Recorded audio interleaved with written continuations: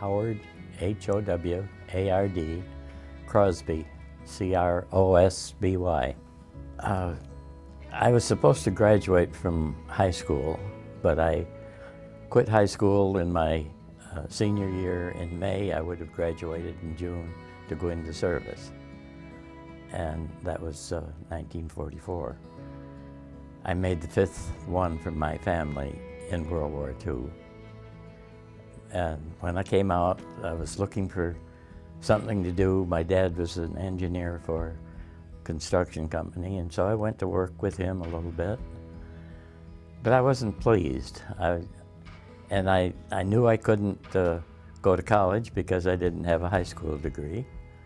I was listening to the radio one time, and we heard about RG traveling through our area.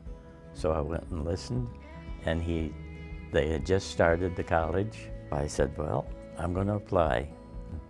Started in February of 1950. My degree was in building trades, which covers the whole gamut of it. When we first arrived, Mom LeTourneau invited us in, and all the new students came into her house and had a get-together at the evening. My experience with Pop LeTourneau, when we went to Peru, he came down one day and wanted to do something to help build the houses. And I said, well, Pop, I've only got so much lumber, and I don't want to use it because I'm going to have to build a house. Well, he says, I'm going to help you build the trusses that go into the house. So we started it in. He was running the radial arm saw as well as helping nail things together. And we kept using more lumber and more lumber. And finally, we ran out of 2x6 lumber. And I says, now, Pop, I told you, this is not going to work good for me. We're going to build them. Not that he had a strong personality or anything, but we're going to build them, and you'll make use of them eventually, which I did. My job was to build the 10 houses, the warehouse, office buildings, and all of the buildings that were for LeTourneau Vista.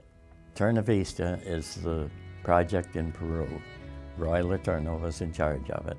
LeTourneau College had a contract with the Peruvian government to put in 32 miles of road from the river connecting onto the Trans-Andean Highway. We started right out in the jungles and worked our way across to the road. Our project was to colonize the area. LeTourneau was granted 1 million acres of land in exchange for putting in the road. I wish I had the pictures I could show you about one of the trees that we ran into. Two fellas are holding up a 6-foot tape, and there's about 3 feet of space each end of the tape beyond. Now, what do you do with a tree that size? Well, R.G. LeTourneau knew. He built a machine with a dozer blade on the back end of it and a telescoping boom out in front. You put the telescope boom up against the tree, up high as you can get it, and start pushing. You're either going to move the earth backward or you're going to push the tree over. And the tree always went over. In just a matter of a few minutes, not lengthy. And it would take the roots and everything up with it. So then all we had to do was take the dozers, push it off the right of way. And they ran into a lot of trees like that.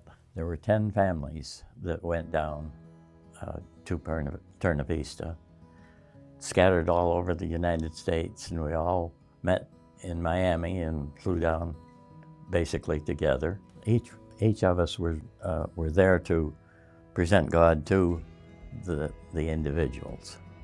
I always go Matthew 7:7. Ask and you shall receive, seek and you shall find, knock and it will be opened unto you.